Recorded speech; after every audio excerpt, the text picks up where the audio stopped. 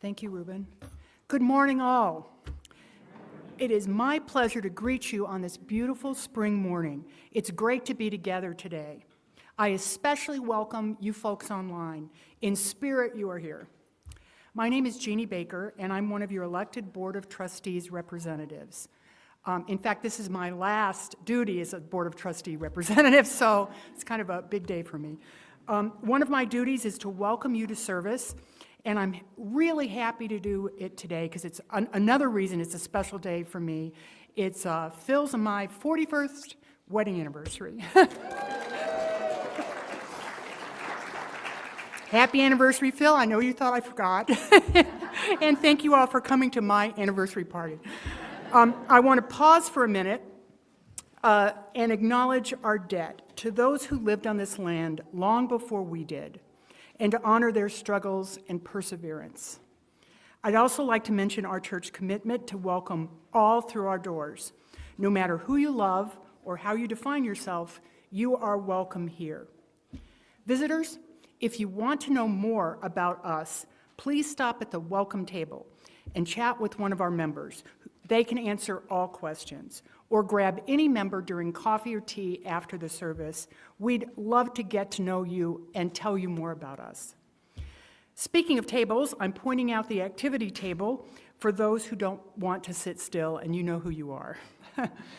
Our church is full of activity now, but I draw your attention to the activities and announcements in your order of service. Let me point out a few that are extremely timely. Today is a meeting of the Social Justice Council after service. You see the meeting working together to make a difference and develop resources for church members. Number 4, join the Earth Spirit Summit on Tuesday, May 20th. This is especially important. If you like the Earth Spirit services, please consider being a part of the bigger team. Your effort and your enthusiasm will be very welcome. 5 is joining Reverend Jill for an open time of questions and feedback. We did really well with this with Rev Yulin. Let's keep it going. And I want to point out the Safety and Security Committee. We're having another round of first aid and CPR. Finally, I want to mention, you all know June is just around the corner, and that's all the Pride Month activities, and there are a couple on the order of service.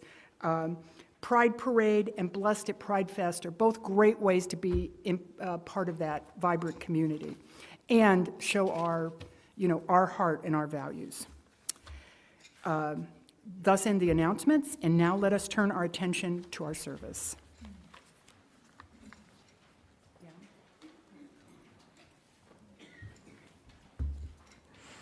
Good morning.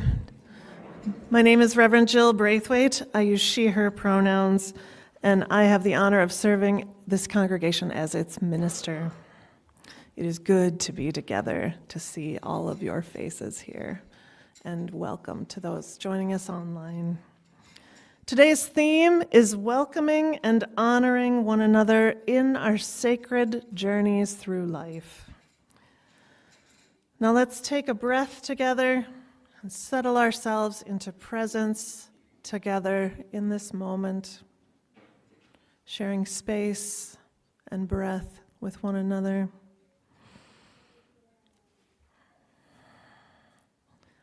And I invite Jeannie to light our chalice as I offer these words. We come from many places, along different paths, bringing different truths. We come with different histories and different realities, and yet we come together as one people, with faith that we can use our differences to heal ourselves and each other, to bring wholeness to a fractured world. We come seeking to find community, to find acceptance of who we are. In this place, we may find others who are much like us and others who are much different. May our lit chalice remind us that we are a people taught by different stories, with many voices, but always one people working for a world where love creates justice and justice gives birth to peace. And now please rise in body and or spirit, and we'll sing together hymn number 1014, Answering the Call of Love.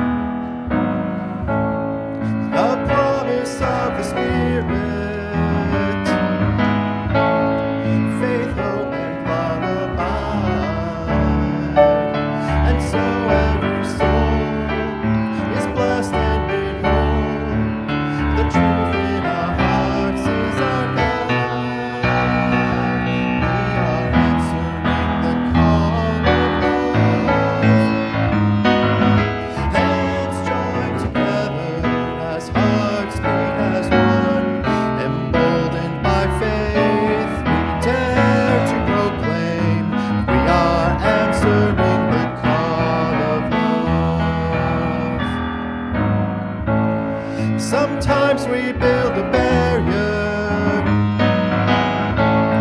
to keep love tightly bound, corrupted by fear, unwilling to hear, denying the beauty we find. We are answering the call of love, hands joined together as hearts beat as one, emboldened by faith, we dare to proclaim we are answering the call of love. A bright new day is dawning, when love will not divide, reflections of grace in every embrace, fulfilling the vision divine. We are answering the call of love, hands joined together as hearts beat as one, emboldened by faith, we dare to proclaim we are answering the call of love. We are answering the call of love.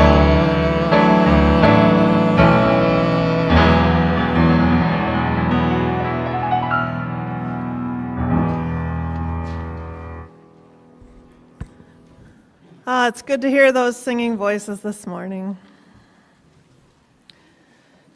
And now we move into a time of worship for all ages, which today includes two congregational rituals, two very special rituals, welcoming new members and celebrating graduating seniors in a bridging ceremony. First, it is our great delight to welcome and celebrate the people who have made the decision to become members of this congregation. Ann Deal, representing our membership committee, and I will lead us in this new member welcoming ceremony.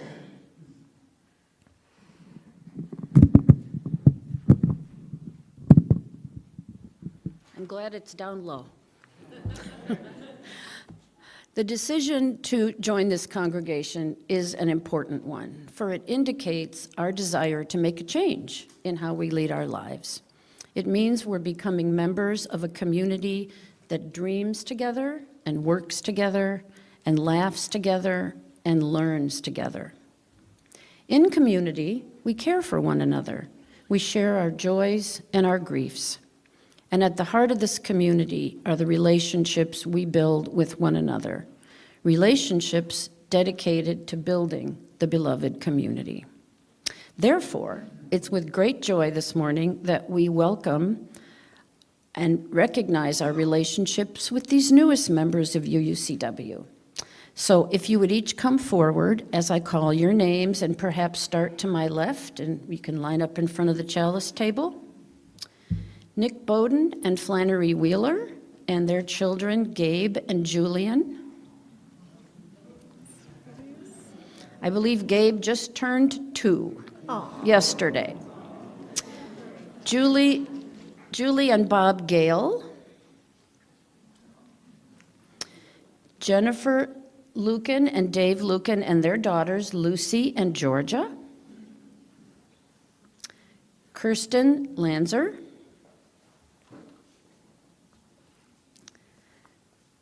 Melody Todd, Mary Nordhagen, and Richard Pfaff.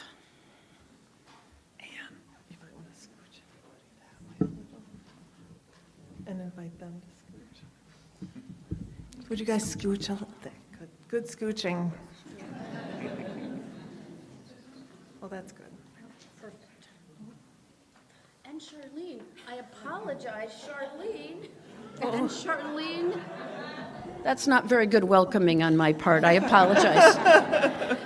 And Charlene Siver. To those gathered here, when you join this congregation, you become part of a liberal religious community that believes in welcoming differences with love. You become part of a community that strives to align our lives with the values of religious freedom and justice. You become part of a community that believes our relationships with one another are a primary source of spiritual growth and intellectual delight. And by bringing your gifts and presence here, you help keep this community and this faith tradition fresh and alive. And for that, we are grateful. When you join this congregation, you gain the right to vote on our most critical decisions, a voice in shaping our future, and the authority and opportunity to be a leader among us. We encourage all of our members to participate regularly in congregational life, to grow their spirits and deepen their understanding of our Unitarian Universalist tradition, to support UUCW with their gifts and skills and financial resources, and to allow the church to support them as they move through their life's journey. We also expect members to bring their participation and their ideas to the table, for each new person brings unique gifts to our shared ministry. Just as we hope that this community will enrich your lives, we know that the gifts you bring will enrich us all. We are so glad that you are with us. And now, each of our new members, look at them. Look at how great they look.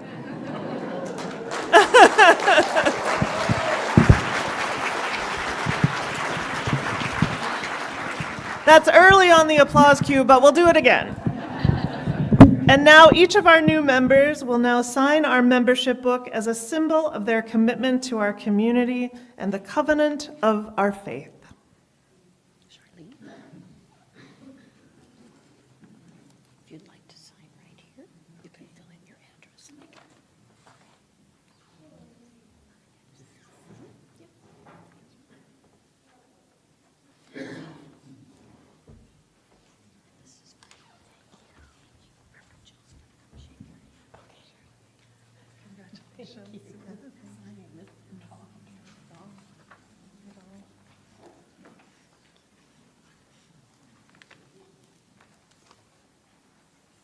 Are you on the next page? There we go. Crowding the book, we're crowding. And this is, I'll give it to your husband. Congratulations, you two. These are for you. Congratulations.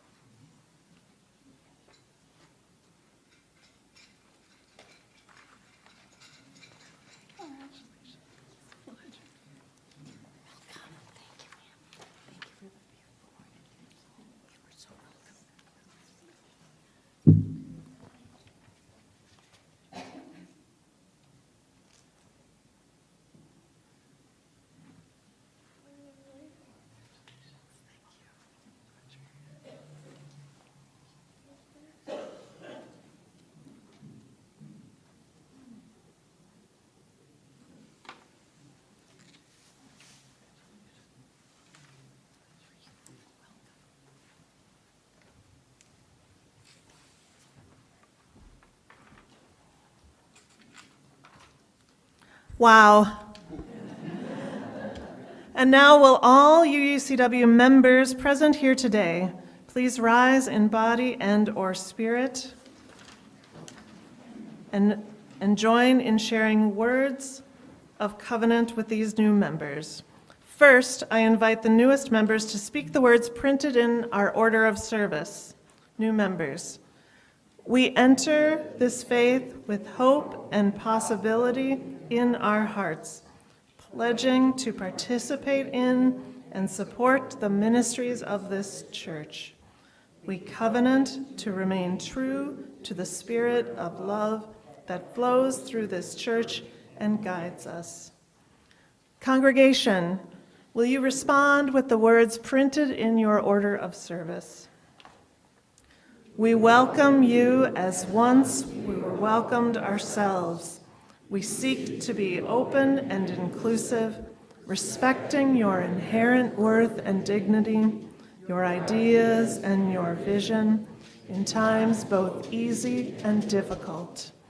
We welcome you as an equal member of this congregation, of this faith, of our shared ministry, and of our shared spiritual journey.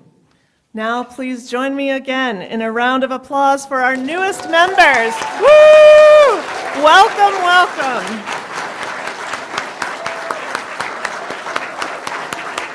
Woo! After the service, I encourage you all to make a special point to greet our new members now and in the coming weeks and months. Now, please be seated.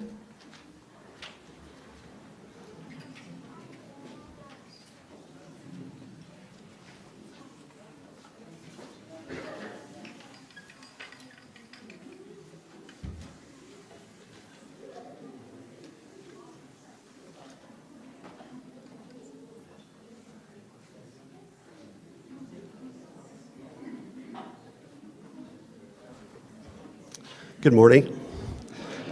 For this bridging ceremony, I'm going to invite all the children and youth who are here today to come up and stand over here beside the podium that I'm on here. Just stay on the floor there, that's fine. And any adults who would like to welcome our seniors into adulthood, please congregate on the other side of our makeshift bridge there, over near the piano.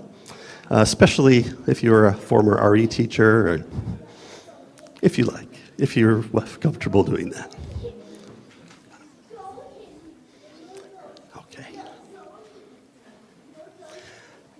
And we'll have Tessa and Miranda come up here also with our children and youth, symbolically for the last time, because we know it won't be the actual last time. But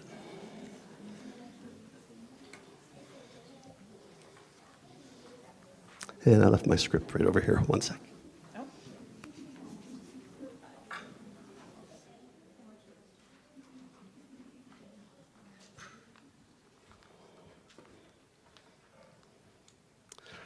So I am Dave Cicero, pronouns he and him, Director of Lifespan Religious Education here at UUCW.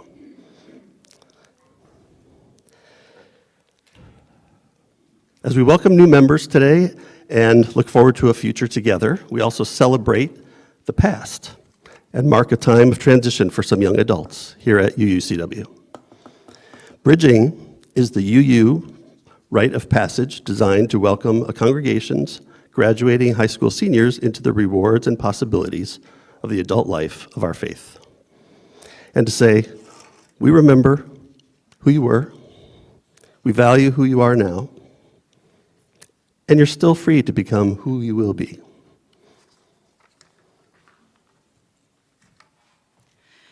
Hi, I'm Bree Chamberlain, and I am one of the advisors of the YRUU group.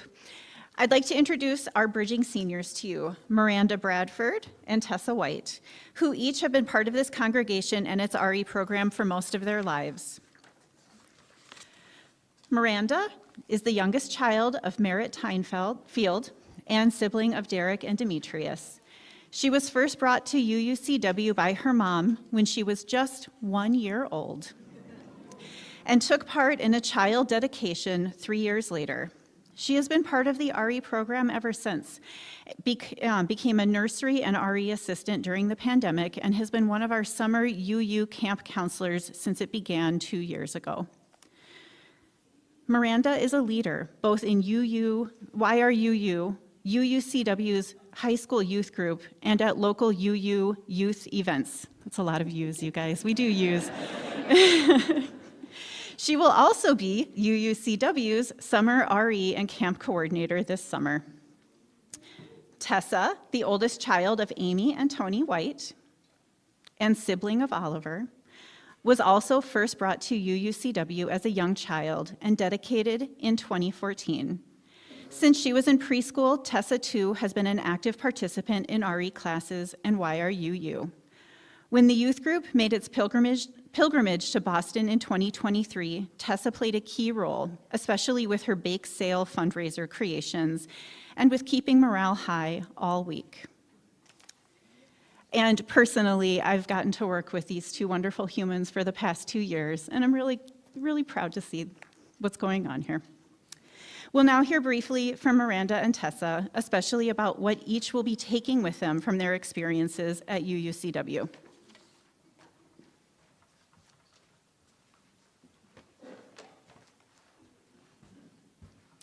Good morning.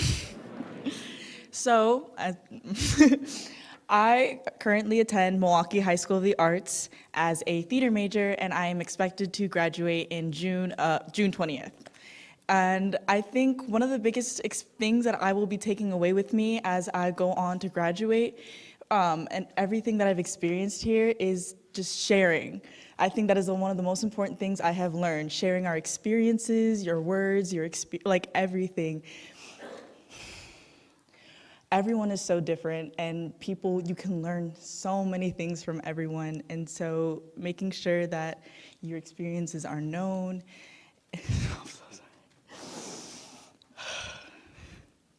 I would like to thank all of my YRUU advisors for everything that they have taught me and been through with me.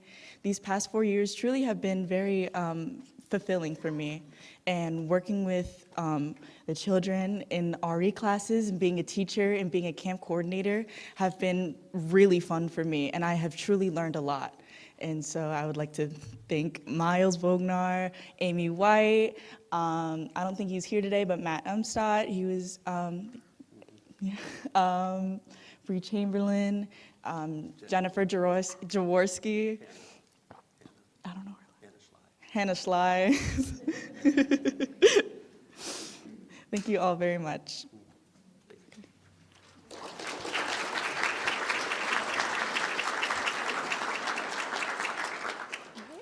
Hello, good morning.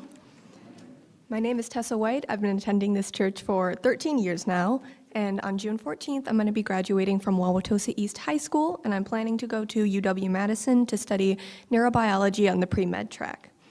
I want to give a thank you to all of our youth group advisors, both past and present, for their contributions to this community. I know the YRUU youth group is never going to forget you and all the things you've done for us.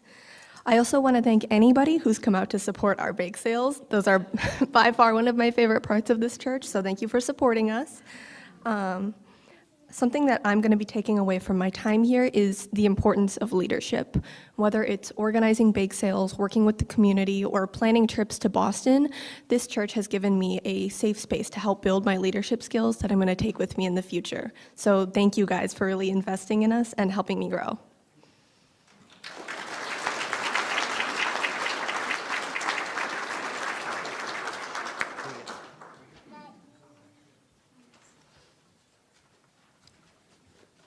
Thank you both. So we have a couple other things for you to take with you today also. Why don't you two kind of come up here? You could stand up on the podium. And if the children, you guys can get closer to the bridge, you're going to kind of bid them farewell in just a second. So in appreciation for the gifts you have given this community, we have for you a book of essays entitled Becoming, a Spiritual Guide for Navigating Adulthood. And apparently left a advance cue in the slideshow. Okay. May it remind you of familiar themes encountered here in your formative years at UUCW and provide grounding when you need it in your years ahead. Our second gift to you is a UU pendant. Wear or display it as a reminder of your identity with this congregation and this faith. And finally, with a chalice. May the flame you keep in it help light your way and help you shine your light in whatever communities you become a part of.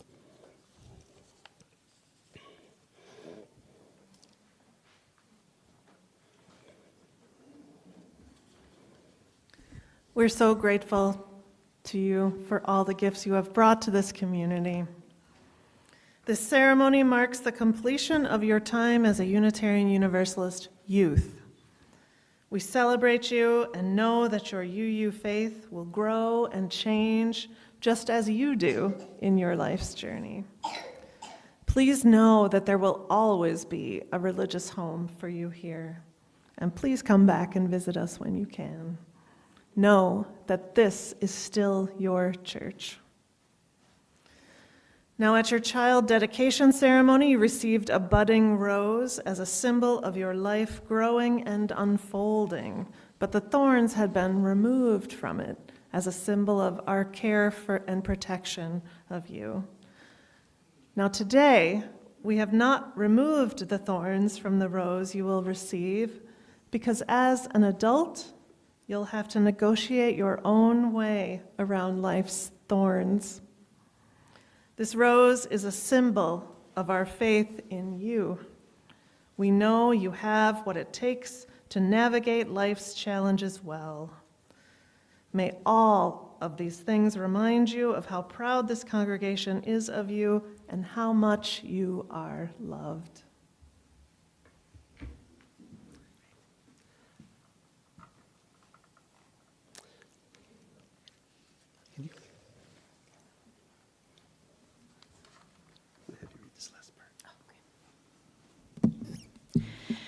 Tessa and Miranda, before you bridge into the adulthood that you've already begun, the congregation has one more message.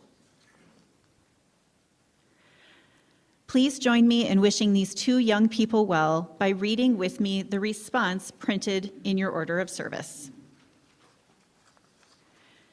As you go forth, we celebrate you. We are proud of what you have done, but we are grateful for who you are. Take your universalist faith with you, and remember, we will always be here to welcome you home. We offer you our love, our support, and our congratulations.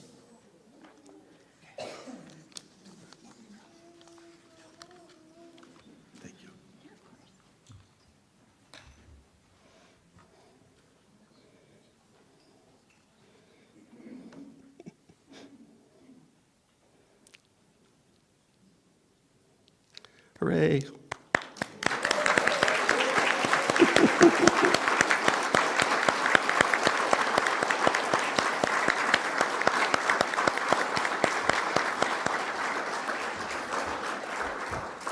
So at this point, children and youth will go to their RE classes, and Desmond has agreed to light our lantern and lead us out. And so those going out could please follow Desmond from up here as we sing together. As you go, may joy surround you. As you go, go in peace. Know our love is with you always. As you go, as you go, as you go.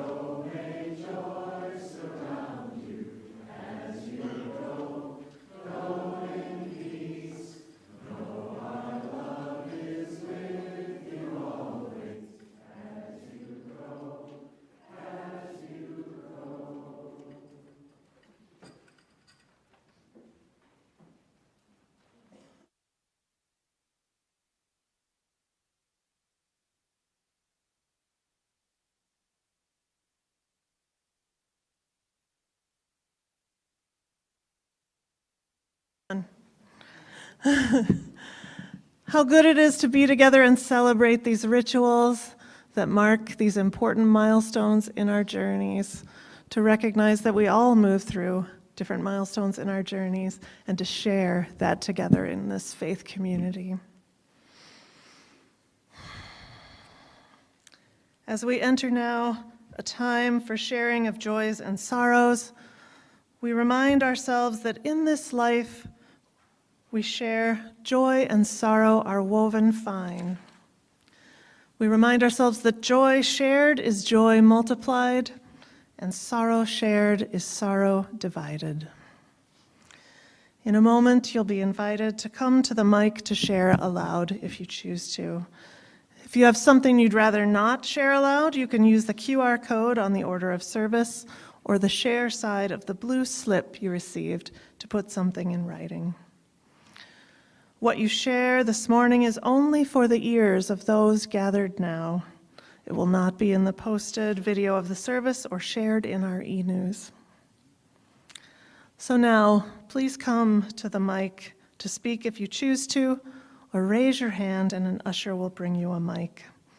I will light a candle for you, and after each sharing, I invite us all to respond by saying, "We hold you in love." Please come, and you can form a line on either side if you like.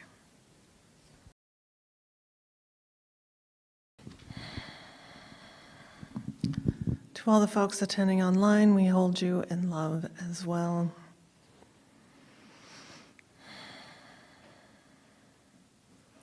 We send the love and healing light of this congregation to all who are suffering loss and challenges and oppression and pain and depression and anxiety.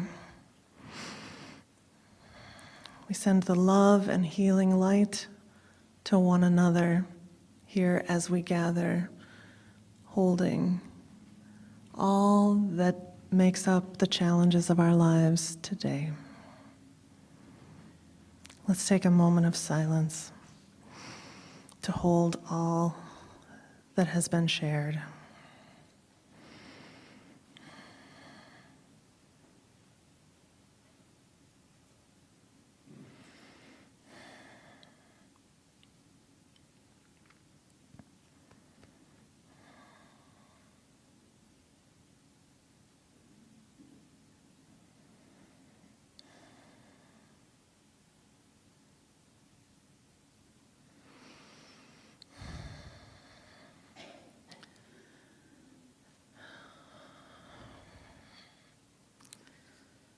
And now we place one last candle for those joys and concerns not shared today, but held deep in our hearts.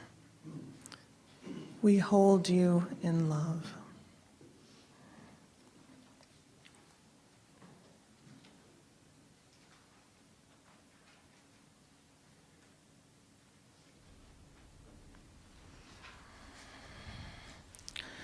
And for all those trans people living in the world today with the weight that they are bearing and the direct attacks on their lives and their existence, please know that in this faith community, you are held as sacred just as you are. You are loved just as you are. You are welcomed as whole and holy, regardless of what our government has to say. We will resist, we will continue to love and ground ourselves in our values and the big love that holds us all with no exceptions, the big love that will not let us go. Blessed be and amen. Now please remain seated and we'll sing together hymn number 1011, Return Again.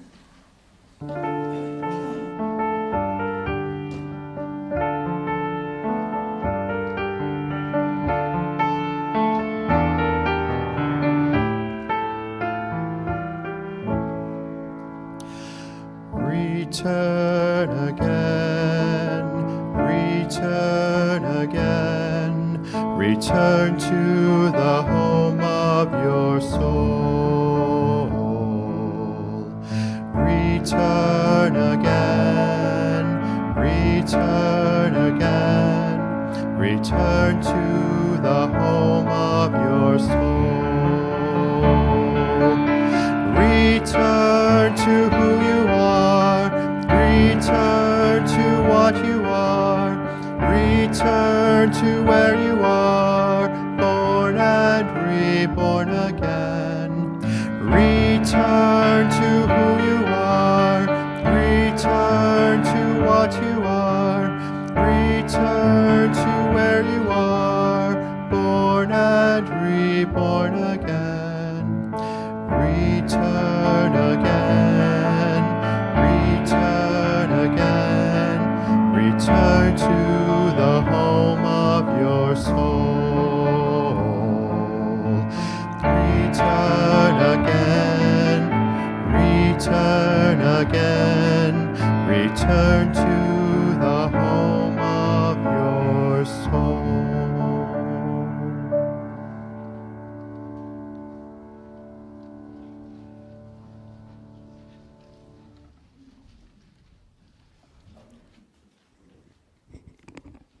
Good morning, my name is Jacqueline Rivas. Today I'm reading from The Importance of Presence, an excerpt from Held, Showing Up for Each Other's Mental Health by Barbara F. Myers. Once, during my ministerial internship, a woman I'll call Clara came up to me during the hustle and bustle before the Sunday service. I knew that Clara struggled with anxiety. Now, in great distress, she told me how anxious she was and that she didn't know what to do. She was frantic, and I didn't know what I could do for her. At a loss, I suggested that we get out of the busy hallway and go together to a nearby empty room. I sat with her there, holding her hand in silence, and thinking, what can I do? What can I say? I don't know what to do. After a couple of minutes, she said to me, I feel so much better just sitting here with you. I was amazed to realize that just by being present with Clara, caring about her, I had helped her. That my presence, in and of itself, was a gift. And that her acknowledging it was a gift to me.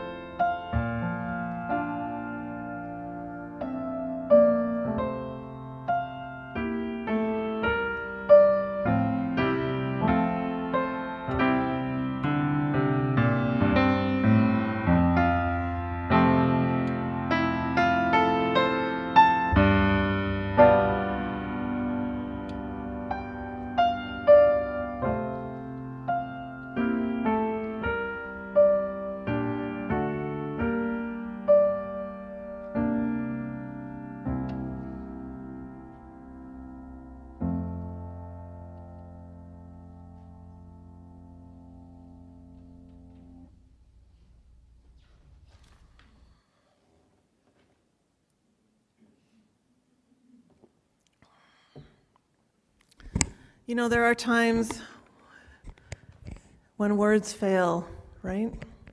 When the darkness seems so big and the despair so overpowering, it is hard to know what to do or to say. And as I was working on this sermon about mental health and being keenly aware of not being an expert in any way on this topic, I leaned into and embraced thinking about it and reflecting on it with you this morning as a learning journey for me.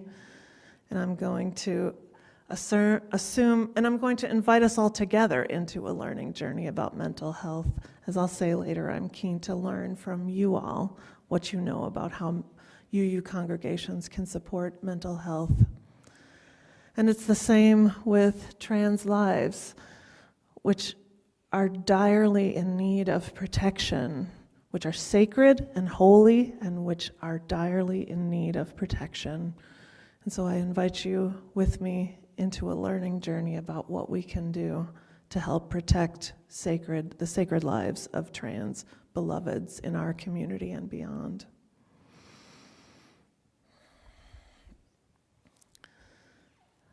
I'll talk about this later, but I also believe that one of the most important things we can do as a UU congregation to support mental health and to protect the lives of all beloved and holy beings is to continue existing as a faith community, this countercultural community where we love one another, care for one another, and call one another to our highest values and to living those out in the community, this community of ours and beyond.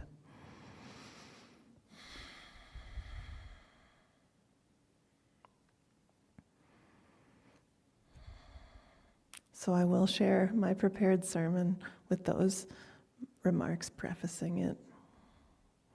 And again, I invite you on a learning journey with me and to be companions with me as I learn and grow together with you. Laszlo Kiss was a Unitarian minister who served in a small village in Hungary in the mid-20th century. He was later a resident scholar at Starr King School of Ministry in Berkeley. While there, he told this story. One day, Reverend Laszlo went to visit a parishioner who had moved to a home for the elderly in a nearby town. He was shocked when he walked in and found people essentially being warehoused, crowded into unclean bunk beds, several to a room, and many inadequately clothed and cared for. The residents there had heard that he was coming and was going to do Holy Communion for his parishioner. Now remember, this is long enough ago that these were the days when most Unitarians still identified as Christians. All the residents were excited about an opportunity to participate in the communion ritual, regardless of whether they were Unitarian Christians.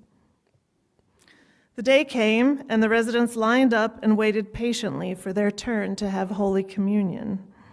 These were people who had been physically removed and separated from the only society that they knew, a society based on close social ties in a nearby village. When Reverend Laszlo showed up with his communion cup, he was deeply moved to see how their faces lit up, alive with the hope of participating in a ritual of belonging, hungry for a real kind of belonging that was grounded in love and faith. Reverend Laszlo never forgot this, and he often told the story as a way to demonstrate the power of the church's role as a place for welcome, acceptance, and belonging. This story had a strong impact on Reverend Barbara F. Myers, who heard it as a seminarian in Berkeley. Now president of the UU Mental Health Network, her mission is helping UU congregations to support mental health and be agents of healing and connection, to be places that connect those who have been isolated and to support one another's mental health in a variety of ways. With May being Mental Health Awareness Month, I'd like to invite us to reflect on this topic together. And in addition, today's sermon topic was chosen by member Mike Savick after he purchased the auction item of choosing the sermon topic at our fundraising auction last fall. Thank you, Mike, for your generosity, and thank you for the invitation into learning and how to better support mental health. When I spoke with Mike about the topic, he told me how valuable the UUCW community has been in his taking care of his mental health, largely by being a place of belonging. I know that many, many other UUs feel this way. Now, before we go any further with this discussion, I want to touch again on something I mentioned earlier. I need to be very clear that I am not a mental health professional or expert. I am humbled by the invitation to speak on this topic. But in no way am I offering healthcare advice for anyone. I look forward, as I said, to learning from you all about this topic. What I am, though, is a minister who loves the UU faith tradition and loves this congregation, and who believes deeply in the power and potential of a Unitarian Universalism that is truly welcoming and accepting to all, who believes that that is a radical notion that calls us to live up to it in this world, in this dark world. One of the most important things we can do to support mental health in UU congregations is to be educated about it, right? To understand how very, very common it is. I hear references to mental health being kind of shunted off as something that's rare and unusual, and it is the opposite of that. So some numbers. These are US stats from the National Alliance on Mental Health. 1 in 5 adults experience mental illness each year. Other stats say 1 in 4.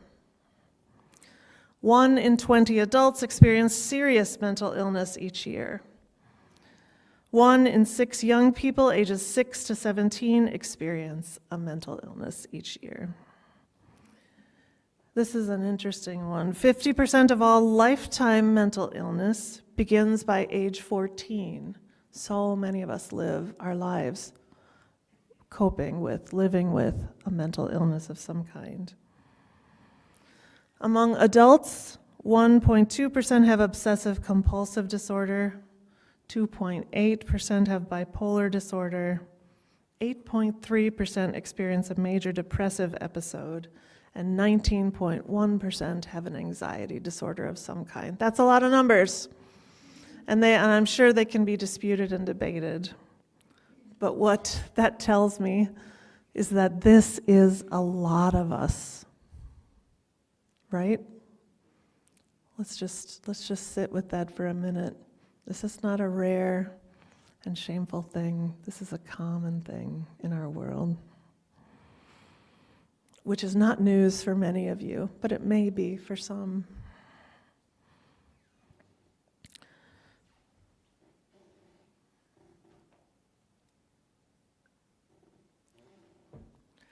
I want to share the mission statement of the UU Mental Health Network and use it as a springboard to lift up 2 main ways that UU congregations can support mental health. Here's that mission statement. To empower the beloved community in honoring each individual's unique mental health journey toward wellness. So let's start with the first part of it, the part about beloved community. We often talk about beloved community in terms of racial justice, gender justice, economic justice, environmental justice, and disability justice, as dreaming of a world where those justices have been realized and all people can flourish. And we know that all those areas intersect with one another in ways that complicate and amplify each of them, right? And I believe it is good and right in the face of what we know to include health justice in our vision of beloved community.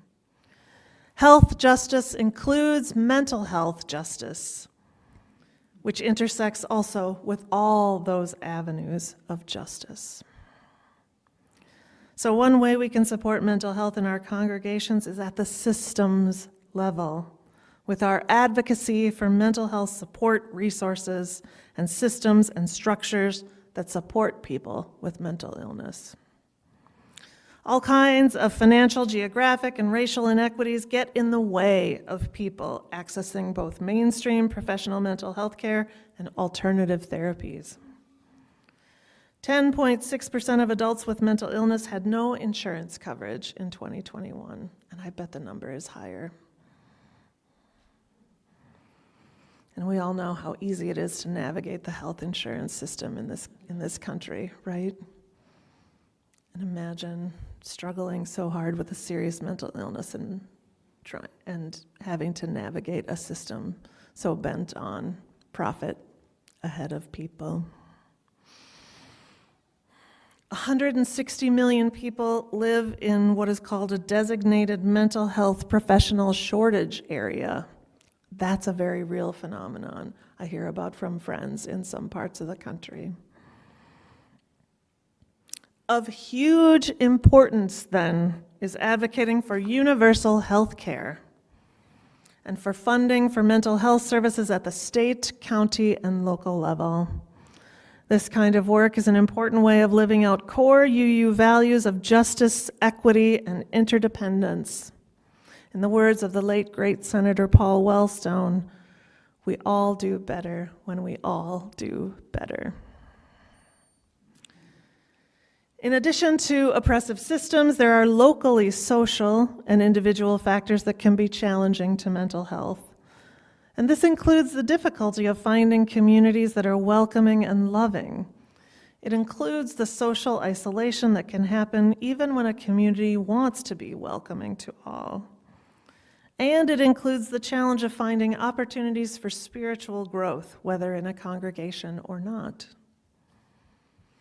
And here I'll lift up the other part of the UU Mental Health Network's mission statement, honoring each individual's unique mental health journey toward wellness.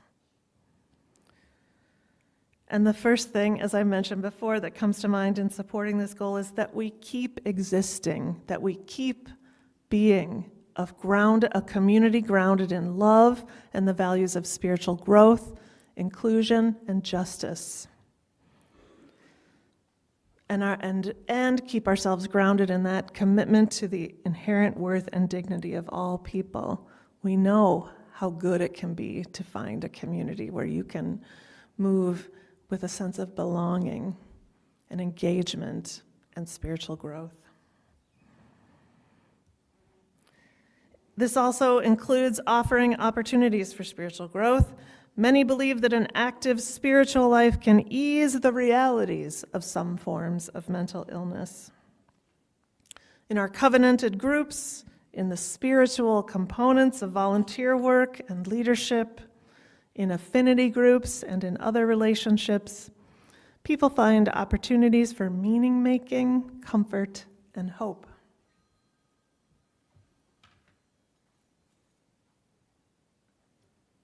Good time for a water break.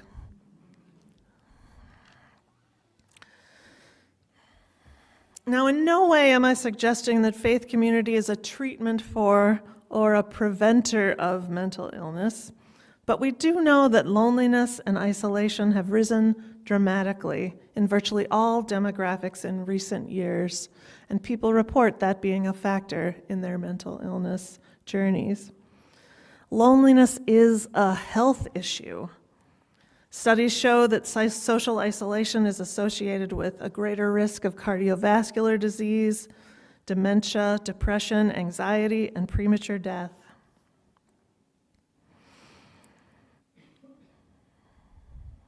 Another kind of support is treating people as unique individuals. We must welcome and honor one another as unique and sacred in our uniqueness, rather than focusing on a diagnostic label. Each of us is so much more than any label that gets placed on us, right? And this means honoring people with our presence, as Jacqueline shared about in our reading. Holding space with deep respect for one another's individual journeys, whatever they may be. Bearing witness with love and care. It also means honoring people's boundaries about what they want to share. It helps to listen with openness and to let go of judgment and anxiety that come from the social stigmas that silence and separate us. Respect and openness mean not bringing into a conversation our assumptions and, unless asked for it, our advice. When someone shares with us that they have been coping with depression, we need not ask whether they take St. John's wort and tell them that our sister used it in high school. I mean, the impulse to quickly share advice is strong. We want to be helpful and valuable, right? And I hear from folks that can be experienced as alienating or presumptuous. And this takes me to a fourth way UU congregations can help on individuals' journeys. We can actively question and interrupt the stigma that still exists around mental illness.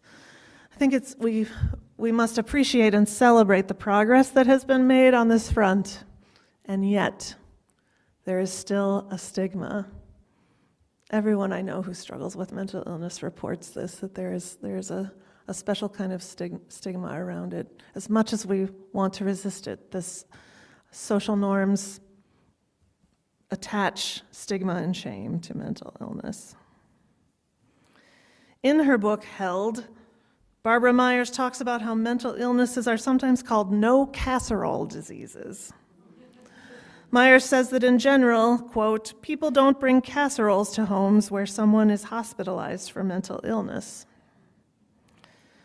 Now let's be clear that Myers is speaking in truthful generalities, I would say. To what extent is that true here at UUCW? I don't know. I encourage you to talk to one another about that and to talk with me about it. I'd love to learn more about that. And what accounts for this no casserole disease business? According to Myers, it's that stigma, and she defines the stigma this way, quote, discomfort, unexamined assumptions about mental illness, and cultural norms that isolate people and families who are in desperate need of community support. Again, I'm interested to hear from you about your experiences with support in churches around mental illness. What have you seen work well? What have you seen not work well? Let us hold in our hearts the sacredness of every individual, no matter what their diagnosis or struggle may be. Let us equip ourselves to better understand what people dealing with mental illness are experiencing. Let us meet each beloved person exactly where they are on their individual life journey as companions in faith and community. Let us offer our open hearts and our presence to one another. And let us welcome all people through a lens of meaning, love, faith, and beauty. May it be so.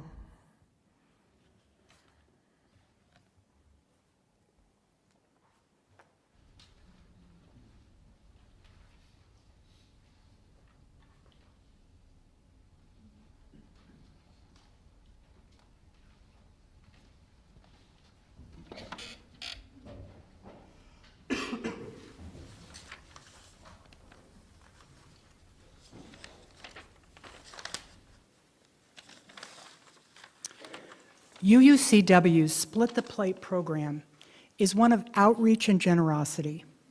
Each month we give half of all undesignated offerings to a nonprofit organization to help us live our Unitarian Universalist values, pursue the goal of social justice, and serve our community. Our Split the Plate partner for May is We Got This. On Saturday mornings, young people from the neighborhood come together in the heart of Milwaukee to grow a garden. For the last 12 years, We Got This has welcomed kids to their community garden. Participants learn the basics of gardening as well as care for their neighborhood. Each youth receives a modest payment for putting in a morning's work, and the produce they grow is free for everyone. Let's take a look at a typical summer morning on the corner of 9th Avenue and Ring Street and hear from the youth about their favorite part, working the garden.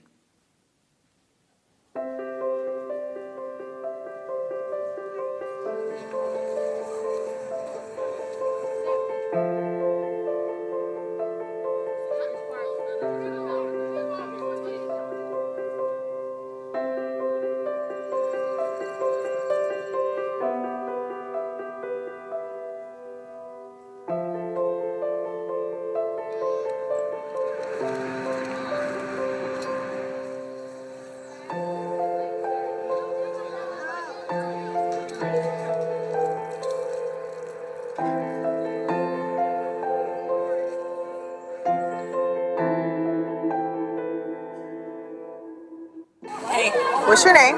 Joshua. Hey, and what's your favorite thing about the garden? Harvesting the vegetables. Okay, thank you. My favorite thing about the garden is the people. Okay, thank you. What's the garden? Cutting the grass. Love that. Okay. Planting flowers. What's your favorite thing about the garden? Digging holes. What's your favorite thing about the garden? Helping the earth. I love that. Thank you. That I work hard Mhm. and planting. And you like planting? Going around the neighborhood and picking up garbage. Thank you. I learned about saving money, like finances and stuff. And what I like is about we can like plant the food and like we can like eat the stuff. We can eat it, And yeah. the flowers and stuff. Okay, thank you.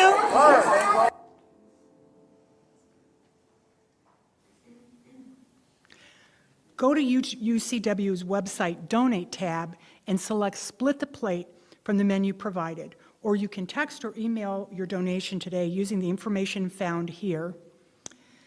We thank you for your support, and we will now graciously accept your offering.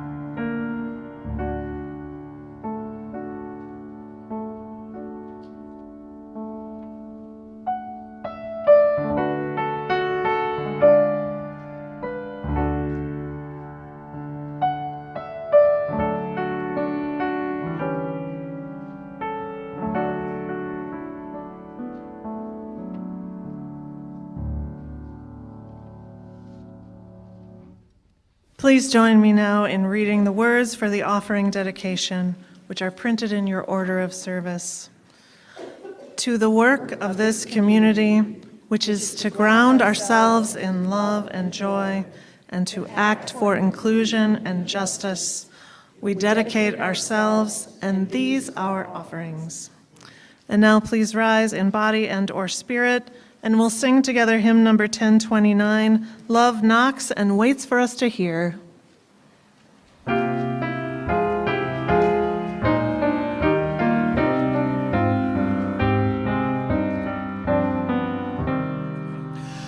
Love knocks and waits for us to hear, to open and invite. Love longs to quiet every fear and seeks to set things right. Love offers life in spite of foes who threaten and condemn. Embracing enemies, love goes the second mile with them. Love comes to heal the broken heart, to ease the troubled mind. Without a word, love bids us start to ask and seek and find. Love knocks and enters at the sound of welcome from within. Love sings and dances all around and feels new life begin.